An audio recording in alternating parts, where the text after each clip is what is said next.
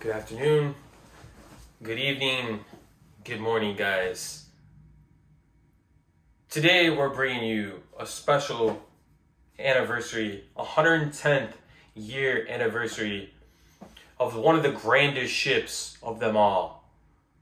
The mothership, the Titanic. I can't believe it, guys. It's 110 years, and we're still talking about the greatest ship that was ever created by Harlan and Wolff, the Titanic, man. 110 years since the Titanic sunk, man. April 14th, it collided with a dreadful iceberg in the middle of the northern Atlantic Ocean, man. And we want to talk a little bit about the ship, and we want to go back and talk about the passengers aboard and 110 years, man, of this beautiful ship and what it stood for in the American tale, man. We know about the movies, the Titanic, especially there's actually more than 2 or 3 movies, especially the James Cameron film we know with Leonardo DiCaprio and Kate Winslet, and we know that film did very well for the Titanic. Man, it's just to think about all the years that have passed, guys, and all the years still to come, that the Titanic is still below the seafloor. I was reading an article that in the next 30 or 40 years that the Titanic might no longer be there, just because all the ocean bios and the salts are eating at it. And it's just sad because it's a ship of dreams, as they would call it. There's several books out there about the greatest ship on, they say it was the sinkable ship, right? The Titanic was a sinkable ship, but we all know that the ship was completely unsinkable, right, guys? But I mean, that's just a figure of speech. I want to welcome you guys to a very special 110th year anniversary, man. And what we do in these anniversaries is we go in and we talk a little bit about the Titanic. We talk about, sometimes we'll go into and talk about the passengers. Like last year we did a whole just anniversary about the survivors, and we talk about the ship and what time and everything happened. We talk about Captain Edward Smith, as you guys may know, who went down with the ship. He was very, a lot of people don't know this about Captain Smith, that he was a very, how do I say this? Misunderstood captain. We all know that he was a very courteous, very passionate guy who cared about his job, and Bruce Ismay. We talked about Bruce Ismay and the effect that he had on board the Titanic, and how he was really close with some of the other guys that were on, especially like some of the officers and Edward Smith. So I mean, we're just going to talk a little bit about the ship here, man, and the time of sinking of the Titanic. Like, everybody forgets that the time of the sinking. So the iceberg struck at about 11:40. I'd say 11 ship's time, and it made her a maiden voyage, 1912, and when she went down, it was one of the saddest things that I've ever seen. Can you imagine being a part of the Titanic, or being on the Titanic, and actually seeing the ship disintegrate as we may know it into the northern Atlantic Sea? And for those who may not know about the Titanic and the northern Atlantic Ocean, is that water is piercing, very cold. So your body hits it's like fucking -30. It's freezing. You get hypothermia right away. It sets in, and it's really crazy, guys. So we know that the Titanic sunk on April 15th. 110 years ago, man. I still can't believe that we're still talking about one of the greatest tragedies in the history of our world, man. I mean, we think about some of the stuff that happened in our past, but there's nothing that could probably compare to the wreckage and the sinking of the unsinkable, the great Titanic. But we all know that it's definitely. So there's a few things that when I was reading about the Titanic and that came to my mind when I was doing studies on it is how quick. A lot of people may challenge this. How quick that other ships were nearby, like the California and the Carpathia, and how quick that didn't respond, or how quick they actually did respond, but how long it would take to get to the Titanic when it was going down. Now, the Titanic sunk at about 2:20 a.m. in the morning, so roughly, you figure it struck 11:40 ship's time. Ship's time is probably way different, guys. We know it's way different than when you're on land's time. So when the Carpathia arrived, we all know that it carried about 710 survivors. The rest that went down with the ship. Honestly, just thinking about like the ship and the people at that moment, we're going down and we're on this beautiful ship, for those who don't know about the Titanic, that majority of the cabins were filled with a lot of immigrants. And those who may not know, watch the movies, they think, oh, it's just about just people and this beautiful love story about the Titanic. But there was a lot of people from Ireland. We all know that it was built in Belfast, Ireland. So we know that the route was New York City and launched from Southampton. But see, the thing about it though is the people on board were happy. They were, not only were they happy, but they were gonna start a new life, going to a new part of the country. But little did they know that their happiness was about to turn into straight catastrophic, like just disastrous. So today, man, I just want to bring you guys this podcast and talk a little bit about it. In case you guys don't know, all my different overviews over the last year and years of all my different podcasts, you guys go ahead and check out my YouTube, like and subscribe today, man. We talked about it last year, the 109th year anniversary. So today, I just can't believe it's 110 years since the Titanic is still underneath the sea. Now, the owner of the ships that was made, the ship that made the Titanic we all know that was White Star Line. We know that the port of registration was Liverpool, the UK. We know that the builder was Harland and Wolff in Belfast, Ireland. And I just want to read you guys, I just want to go over some stuff here about the Titanic and some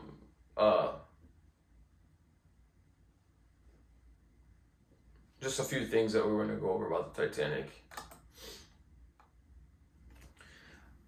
This anniversary special, we're going to talk about the engines. Now, the Titanic was equipped with three main engines, two reciprocating and four-cylinder triple expansion steam engines. So steam, in order to keep a big steam engine running, you need coal, right? One certainly placed low pressure Parsons turbine, each driving a propeller. The two reciprocating engines had combined outpower of 30,000 horsepower, guys. The output of the steam turbine was 16,000 horsepower. The White Star Line had used the same combination of engines and an earlier liner, the SS Lorenic, where it had been a great success. It provided a good combination of performance, speed. Reciprocating engines by themselves were not powerful enough to propel an Olympic-class liner as desired speeds. Now, I'm reading this, and then I'm going back and I'm thinking about how Captain Smith wanted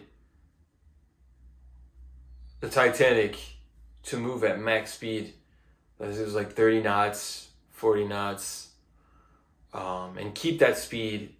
They wanted to keep the Titanic speed faster than a lot of the majority of the ships were moving at that time, and they just weren't able to. I think the Titanic was topping out close to that, but obviously when it was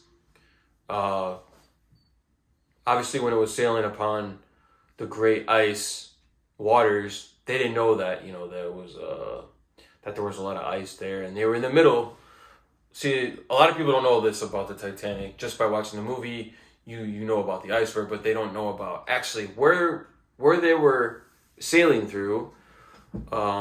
Was the middle of the Northern Atlantic. So you know that when you're sailing through that, and you're on a big ship, it's a lot of ice that you can't see.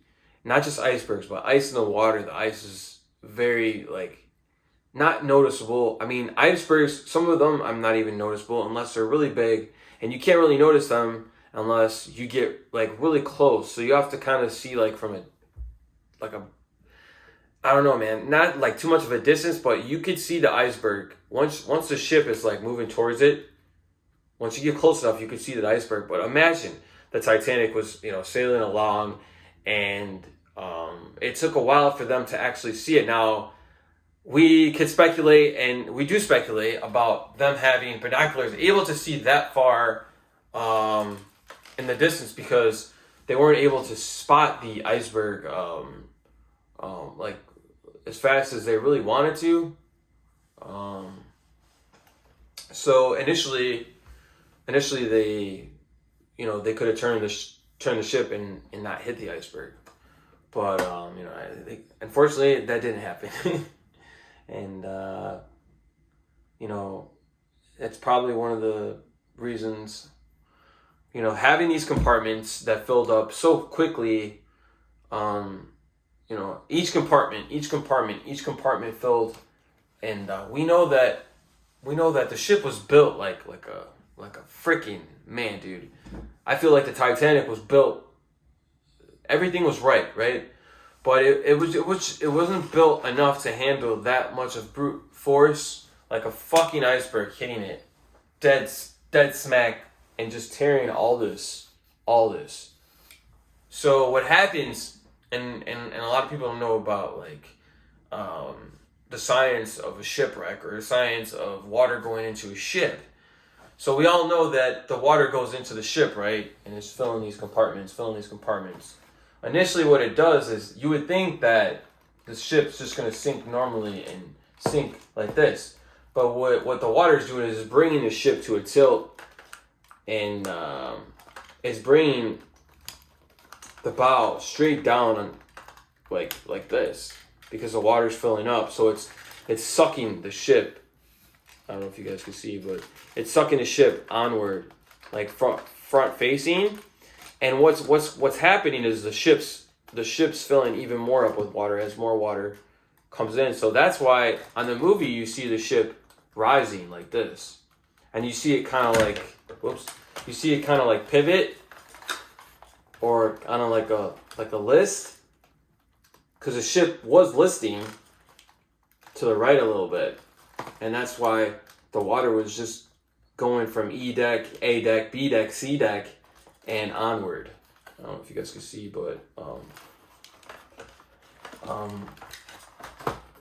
when you have brute force of this iceberg, just whack. It just floods every compartment, and the flooded gate doors in the boiler rooms, and all the other doors that were in the cabins, they did work for a little while, but eventually the Titanic just couldn't hold out, and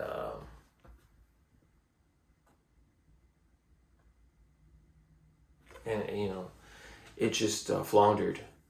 So the Titanic was one of the, in my respectable opinion, was one of the greatest ships that was ever built, and it's been 110 years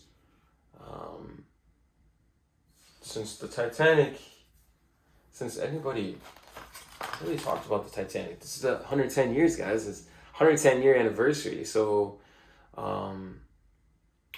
to think about all the years that have passed, 1912 to 2022, it's just remarkable. And we could bring to you guys, and we could talk a little bit about, about the Titanic and what the Titanic stood for, And the Titanic was not just about, like they say, the ship of dreams, but it was also a way.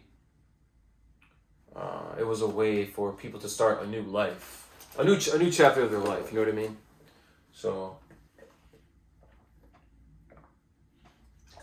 a lot of people don't realize that there was a lot of different folks, different people aboard the Titanic. A lot of a lot of children that passed away as well. And, who's to say there wasn't love stories on the Titanic? There was probably love stories. Obviously, Kate Winslet and Leonardo DiCaprio bring out that ultimate love story that everybody loved and, fell for, but,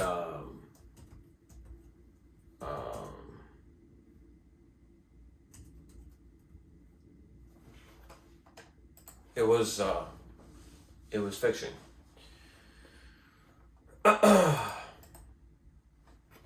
think we talked last. Did we talk last time? I think we talked last time about a famous baker aboard the Titanic. And his story. The last moments of his life.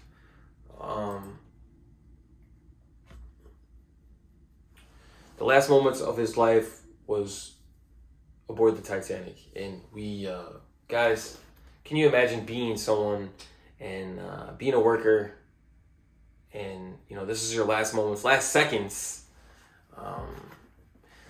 and I just want to read you guys a little story about one of my favorite stories. I want to share it on this 110th year anniversary of the Titanic, and this is the incredible story of the Titanic baker who survived frigid waters for hours. And some may have heard me tell this story before, but I just want to tell you guys, by a name, man, of Charles Yogan. So listen to this. He survived nearly 3 hours in the frigid northern Atlantic, guys. Wow. Charles Yogan was arguably the last person aboard the Titanic when it sank into the frigid waters of the northern Atlantic Ocean on April 15th, 1912. Yet somehow the ship's chief baker survived for hours in the sub-zero temperatures until he found a lifeboat. So he's grasping for his life, man, and he is pretty intoxicated, guys. He is in the water, man. Can you imagine this? And back in those days, man, I feel like people, people had more class, right? They had more class, like in the Titanic days. Okay, so which allowed him to stay calm, live through one of the biggest disasters. Like I said, one of the biggest disasters in history, man. Charles Yogan, man, this guy. Okay, this guy was born in Birkenhead, England in 1878. Charles Yogan heard the call of the ocean at an early age, following the footsteps of two of his brothers. The Royal Navy Yogan began working aboard ship at age 11. Just a little bit. I'm just reading a little bit about him, and just a little bit about his history. So, what does it say here? So he was woken up to a collision, and this is one of my favorite stories, man. So I kind of know a little bit about it already, but I just want to refresh your memory, guys, and he woke up to the collision. Yogan found the ship's staff in disarray and lacking leadership. Instead of panicking, he immediately realized what had happened and set out to take control of the situation. So he took control of the situation. His first orders of business was to tell the bakers under his supervision to bring over 50 loaves of bread above deck, ensure everyone in the lifeboats would have food. So this guy's making sure everyone's got food. He's loading up bags. Can you imagine this, man? Fucking an hour left, and this guy's fucking loading up bags of bread. As the icy water was steaming into the ship, as I was saying, it was, into the ship, most people were in a state of panic. Charles Yogan calmly returned to his room and had a drink of liquor. So, mind you, this guy is keeping calm. I don't know about y'all, man. I don't know about you guys, man, but I don't know if I would be keeping calm. I don't know if I would be keeping calm and the ship's going down. And, man, yeah, I for sure need a couple shots of liquor.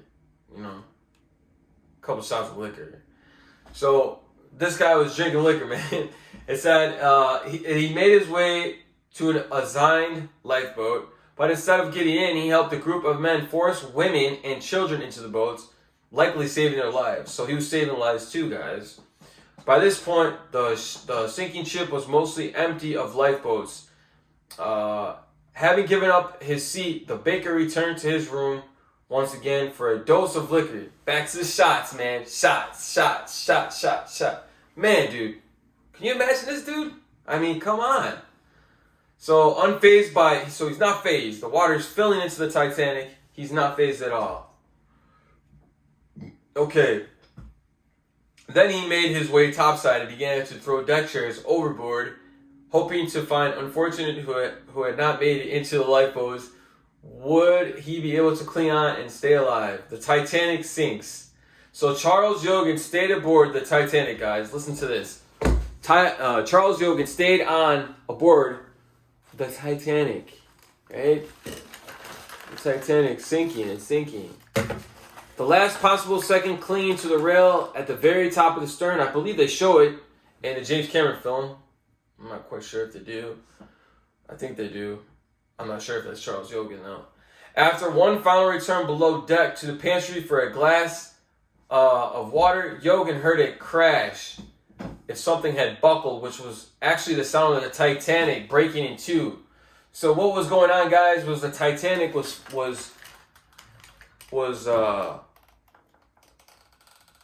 going like this. So the pressure from the water and everything that was pulling the ship down made the Titanic split into two. And that's what he's talking about here. All right, so Yogan immediately made his way to the stern.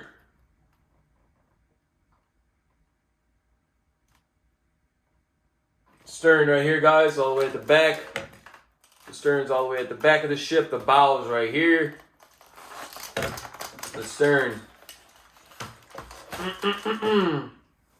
In the final moments, as the ship went down, he tightened his lifeboat, shifted some items for his pockets, and calmly stood wondering what to do when she went. At around 2:20, the remaining half of the Titanic went vertical plunge into the depths, and Yogan, being one of the last persons to enter the cold Atlantic water, surviving the frigid waters. Wow, man. Surviving, man. Can you imagine this, dude? For the vast majority of people entering the minus 2 degrees Celsius, so it's 28 degrees Fahrenheit, man. Man, that water is cold, man. That's freezing, guys. My light. Man, can you imagine how fucking cold? That's it's cold. Striking the water was like 1,000 knives being driven into one's body. In fact, this immediate shock and ensuing panic were enough to cause many people to drown within minutes. Like I told you guys, once your body hits this kind of water, it's pretty much either you're in shock and you die from hypothermia. That you wouldn't survive long, basically. So, but this wasn't the case. The strong swimmer entered the water with his characteristically calm demeanor, and paddling and treading water. He later testified. Yogan proceeded to stay afloat for a remarkable 2.5 hours, man. 2.5 hours in that fucking water. This guy was so drunk that he didn't even realize how cold the water was. Ooh, man, oh man. 2.5 hours in the freezing darkness. Finally, as the first rays of sunlight appeared, he was able to spot an overturned lifeboat and made his way towards it. Unfortunately, the boat had some 25 people standing on it. There was no room for Yogan. However, some moments later, he spotted another lifeboat with room and was finally put out of the frigid water. So, the man, the legend, Charles Yogan, man, all that liquor, Probably done them good. That's so crazy, man. Just to think that you could survive in 28 degrees Celsius water for 2 hours. Oh, man. Just reading this guy's story, it's amazing. Yeah, Yogan later died in 1956 of old age. Died of 78, man. He definitely was in The Night to Remember. I don't know if you guys seen that movie. A Night to Remember was one of the Titanic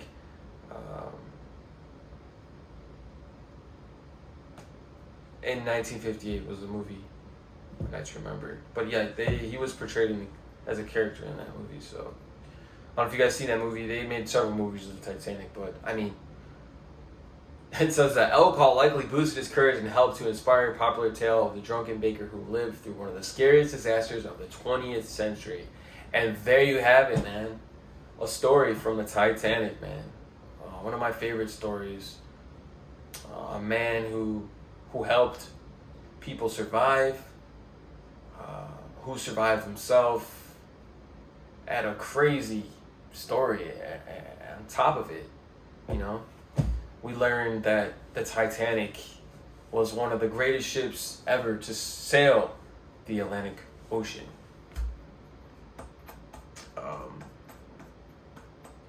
And for me, I just every year is special to do something like this, guys, and do just to talk for a few minutes about the Titanic and what it stood for the people, and how big the architecture of the ship was. And I want to say thank you guys for joining a special Titanic 110 year anniversary, and thank you for letting me share wonderful stories. And on my podcast, it's 110 years of the beautiful ship, man, the Titanic. And 110 years, man. I can't believe it. It's 110 years, man. The sinking, the time it hit. Words can't really explain, the beautifulness of the ship and everything that comes along with the Titanic. But thank you guys, man, for joining my podcast. This has been a special edition of Vinny's Talk. This is a 110 year anniversary of the Titanic. Thank you guys. And until the next time, man, you guys know what to do. Peace out. God bless, man. God bless everyone that was on the Titanic, survivors, and people that passed away along the ship's side. Thank you guys, man. And until the next time, peace out.